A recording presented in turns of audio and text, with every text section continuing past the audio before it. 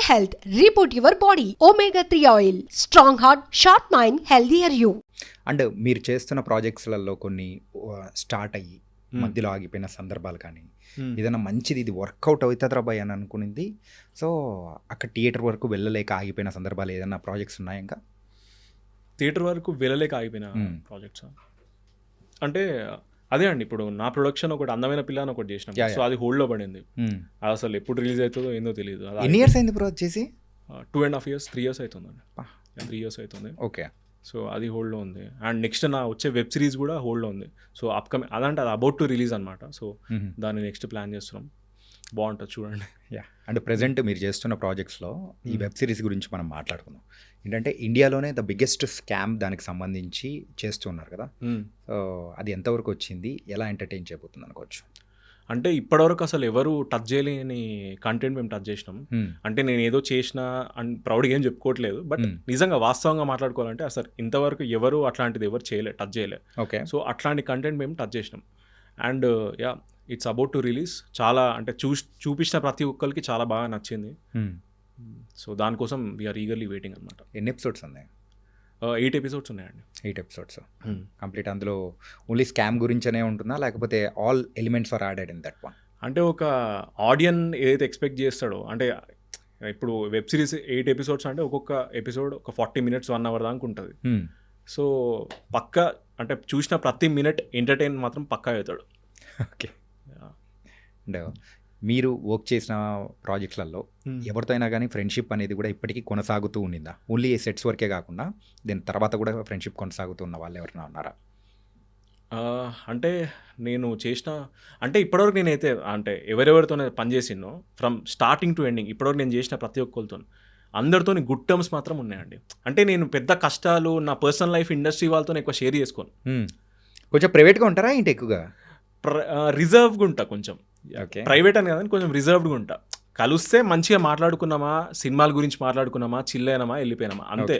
So friendship అంటే yeah అంతే, అందరితోనే good terms ఉన్నాయండి నాకు, అట్లా ఏం లేదు. సో యా, ప్రతి ఒక్కరితో గుడ్ టర్మ్స్.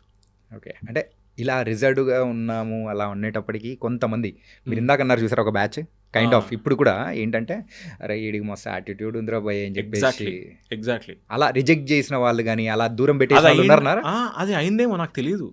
నేను ఐఎమ్ వెరీ రిజర్వ్డ్ పర్సన్. మీకు ఇంతసేపు మీరు నాతో మాట్లాడుతారు, మీకు ఎక్కడన్నా కొంచెం యాటిట్యూడ్ బల్పు అదేమన్నా అనిపించిందా? No, nothing like that. నేను రిజర్వ్డ్ పర్సన్, అంతే. ఎంతవరకు మాట్లాడాలో అంతే మాట్లాడే, నేను ఏదో కామ్గా నా పని చేసుకునే బాపతి. దాన్ని మేబీ నేను కొంచెం అంటే ఇట్లుండేసరికి వాళ్ళ చూసి యాటిట్యూడ్ అనుకుంటారేమో. నాలాగా చాలామంది ఫేస్ చేస్తారండి ఇది పాపం. అంటే రిజర్వ్డ్గా ఉండి ప్రైవేట్గా ఉండి కామ్గా పని చేసుకుని వెళ్ళిపోయే బ్యాచ్ని చూసి అరే వీనికి బాగా బల్పు అని అనుకుంటారు. అది చాలా తప్పది. ఒక పర్సన్తో వచ్చి మాట్లాడి తెలిస్తే, అంటే మాట్లాడి చూస్తే కదా అర్థమవుతుంది వాడు ఏందన్నది కదా. కరెక్టే. అంటే ఎందుకంటే రిజర్వ్డ్ అనేటప్పటికి ఇండస్ట్రీలో ఆ వర్డ్ యూజ్ చేసామంటే ఖచ్చితంగా ఇంకొకరు ఈ వర్డ్ అనేది యూజ్ చేస్తారు, యాటిట్యూడ్ రా పోయి మస్తు అని చెప్పేసి. అవును, అనుకుంటారు అట్లా, చాలా మంది అనుకుంటారు.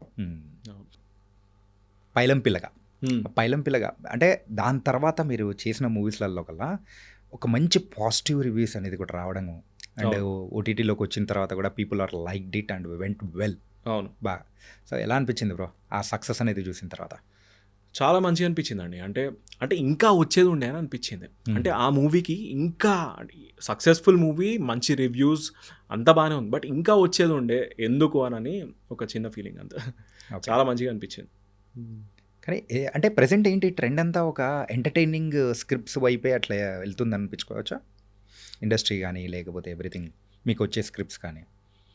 అంటే అర్థం కాదు ఎంటర్టైనింగ్ అంటే ఇప్పుడు పైలం పిల్లగా ఉంది, అదొక టైప్ ఆఫ్ థింగ్. ఏంటంటే కూర్చొని హ్యాపీగా నవ్వుకొని అట్లా ఆ టైప్ ఆఫ్ స్క్రిప్ట్స్ అనేది ఎక్కువ వస్తున్నాయా దాని తర్వాత? అంటే చాలా అన్ప్రెడిక్టబుల్ అయిపోయిందండి. అంటే పబ్లిక్కి ఏది నచ్చుతుందో ఏది నచ్చదో అసలు అర్థం కావట్లేదు అసలు. అంటే అట్లీస్ట్ నేనున్న సిచ్యువేషన్కి, అంటే నేను చెప్పాను కదా, నేను తీసిన ప్రతి మూవీ చాలా మంచిగా ఉంది, అంత బాగానే ఉంది, కానీ అది పబ్లిక్ అంటే దాని ఇంకా అది వచ్చిన కరెక్ట్ రీచ్ వెళ్ళట్లేదు. సో నాకు చాలా కన్ఫ్యూజింగ్ ఉంది, నాకే అర్థమవుతలేదు ఏది తీస్తే నచ్చుతుంది ఏది తీస్తే నచ్చదు అని. అట్లా విజువల్లీ గో విత్ అనే ఫ్లో కదా. మరి ఈ ఫ్లోలో ఇప్పుడు ప్రెజెంట్ ఏమొస్తున్నాయి, ఏ ప్రాజెక్ట్స్ అనేది వస్తున్నాయి? అదే నెక్స్ట్ ఒక వెబ్ సిరీస్ ఉందండి. అంటే వెబ్ సిరీస్ కాకుండా వింటున్న కాన్సెప్ట్స్ కానీ అలాగా వింటున్నా చాలామంది అంటే కొన్ని స్క్రిప్ట్స్ అవన్నీ నడుస్తున్నాయి. సో అది ఇంకా ఆన్ బోర్డ్ వెళ్ళలేదు. వెళ్ళిన రోజు నేనే అనౌన్స్ చేస్తాను. ఓకే.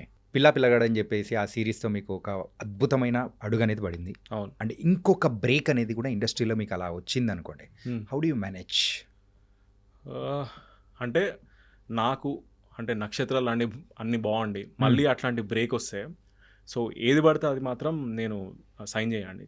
ప్రాపర్గా టైం తీసుకొని మంచిగా ఆలోచించి మంచి మంచి ప్రాజెక్ట్స్ అయితే చేస్తాను. ఎందుకంటే ఆడియన్స్ 250 రూపీస్ 300 రూపీస్ పెట్టి థియేటర్కి వచ్చి మన మూవీ చూస్తే నేను ఎప్పుడు హ్యాపీ ఫీల్ అవుతా అంటే 250 రూపీస్ 300 రూపీస్ ఎట్లా అంటే ఒక నెల రోజులు రీఛార్జ్ పైసలు మనకి కదా, 4 రోజులు పెట్రోల్ పైసలు, రైస్ బ్యాగ్ వస్తుందండి కదా పాపం రూమ్లలో ఉండేటోళ్ళకి. సో ఆ పైసలు మన మీద ఇన్వెస్ట్ చేసి మూవీ చూస్తుండంటే వాళ్ళు పెట్టిన ప్రతి రూపీకి సాటిస్ఫై అయిపోవాలి కదా, అప్పుడు ఇక హ్యాపీ ఫీల్ అవుతా. ఓ పెద్ద టార్గెటే పెట్టుకున్నారు అంతే కదండి. ఇప్పుడు 250-300 రూపాయలు పెట్టి మనం ఇన్వెస్ట్ చేసి థియేటర్కి వచ్చి మూవీ చూస్తే పాపం పైసలు వేస్ట్ చేసుకుంటే మనకు కూడా మంచిగా అనిపించదు కదా, నాకే కదా ఎవరికి మంచిగా అనిపించదు. సో పెట్టిన ప్రతి రూపాయి వాళ్ళు వచ్చి సాటిస్ఫై అయ్యి వెళ్ళాలండి. That is my target. Nice. And మీరు ఫస్ట్ అందుకున్న రెమ్యునరేషన్ ఎంత దీనికి? ఫస్ట్ పిల్లవాడికి ఎంత? 5,000. 5,000? ఇది సిరీస్ మొత్తానికా లేకపోతే ఎపిసోడ్కా? Per episode 5,000. Per episode per day. Yeah, per day 5,000 ఆ రోజుల్లో అంటే it's good amount. Season 2 for season 2. మరి సీజన్ 1కి? సీజన్ 1 ఏదో మేమే చేసుకున్నామండి, అది కెమెరాలు పెట్టుకొని. సో కానీ హైలైట్ మీకు ఇంట్రెస్టింగ్ న్యూస్ చెప్పాలా, పిల్లవాడు సీజన్ 2 సీజన్ 1 అంతా మా కాలనీలో మా బిల్డింగ్లో షూట్ చేసినాం అనమాట. మోస్ట్ ఆఫ్ ది అంటే క్రూ మొత్తం మీద చూసుకుంటే ఒక 5-6 ఉంటారు. అవును అంతే. అండ్ ఇంకోటి ఏంటంటే మోస్ట్లీ టెర్రస్ల మీద రోడ్ల మీద అదే ఉంటుంది. అవును. కానీ దానితోనే మీరు అద్భుతాలు అనేది చేశారు. ఎస్. ఓకే, నైస్ భయ్యా. అండ్ హైయెస్ట్ అందుకున్న రెమ్యునరేషన్ ఇప్పటివరకు ఏ మూవీకి? ఇప్పుడు రెమ్యునరేషన్ గురించి అంటే బేసిక్ ఎట్లా అంటే నేను రెమ్యునరేషన్ నాకు ఎట్లుండాలంటే నా మీద ఎక్కువ ఇన్వెస్ట్మెంట్ వద్దు.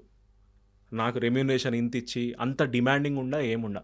నాకు ఫర్ ఎగ్జాంపుల్ మూవీ బడ్జెట్ ఇంత అనుకోండి, నాకు ఇంత ఇస్తే చాలు, కొంచెం ఇస్తే చాలు. మొత్తం మూవీ మీద పెట్టాలి, సినిమాని మార్కెట్లకు ప్రాపర్గా తీసుకెళ్ళి అందరికి మంచి పేరు వచ్చి ప్రొడ్యూసర్కి ఏమైనా మిగిలితే అప్పుడు నాకు ఇస్తే పర్లేదండి.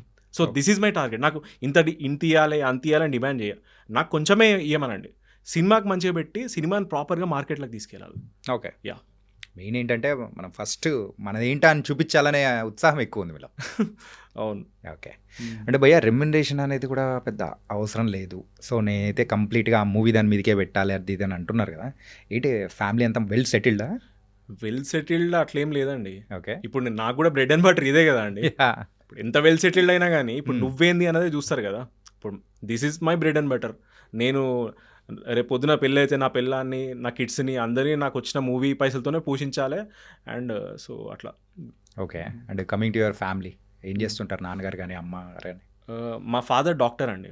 సో 30 years కరీంనగర్లో ప్రాక్టీస్ చేశారు, ఈఎన్టీ సర్జన్. సో దాని తర్వాత 2011లో we move to Hyderabad. So ఇక్కడ ఇంటర్, గ్రాడ్యుయేషన్, పోస్ట్ గ్రాడ్యుయేషన్ అంతా ఇక్కడే. ఆ తర్వాత ఇక వీళ్ళందరూ అంటే ఫ్యామిలీ అంతా ఎడ్యుకేషన్ బ్యాక్గ్రౌండ్ అనమాట. ఓకే. మొత్తం మంది డాక్టర్స్, ఐఏఎస్లు, ఐపీఎస్లు, లాయర్స్. సో మా మదర్ వాళ్ళ ఫాదర్ ఐఏఎస్ ఆఫీసర్. ఓకే. మా డాడీ వాళ్ళ డాడీ లాయర్. సో అందరూ ఎక్కువ మంది ఎడ్యుకేషన్ సైడ్ ఇటు సైడే ఉన్నారు. సో నేను ఒక్కనే దీన్ని బ్రేక్ చేసుకొని సినిమా ఇండస్ట్రీకి వచ్చిన. కాదు, ఇండస్ట్రీలో ఎవరు లేకుండా మీకు ఇటు సైడ్ రావాలని ఎలా అనిపించింది? అంటే నాకేమనిపిస్తుంది అంటే ప్రతి ఒక్కరికి అంటే మన ఇండియాలో 3 నడుస్తాయి, మీకు తెలుసు కదా, పాలిటిక్స్, క్రికెట్, మూవీస్, ఈ 3 ఉంటాయి. సో ప్రతి ఒక్కరికి పిచ్చి ఉంటుంది, కాకపోతే ఎవరు డేరింగ్ స్టెప్ వేసి ముందరికి రారు. ఎందుకులే సినిమా వాళ్ళతో ఎందుకులే, సినిమా ఇండస్ట్రీకి ఎందుకులే, మనకు తెలియని ఫీల్డ్, ఈ క్రికెట్ ఎందుకు, ఇది అంత ఎందుకు, అయితే బిజినెస్ అనే వేసుకోవాలి లేకపోతే జాబ్ అనే వేసుకోవాలి, ఇవి 2 ఉంటాయి. ఎవరు డేరింగ్ స్టెప్ వేసి ముందరికి వచ్చి నేను యాక్టర్ అవుతా, డైరెక్టర్ అవుతా అని రాలు. సో అట్లా అందుకే మా ఫ్యామిలీ అంతా ఇది ఉన్నా కానీ నేను కొంచెం డిఫరెంట్ ఇటు సైడ్ వచ్చేసిన అనమాట. ఓకే.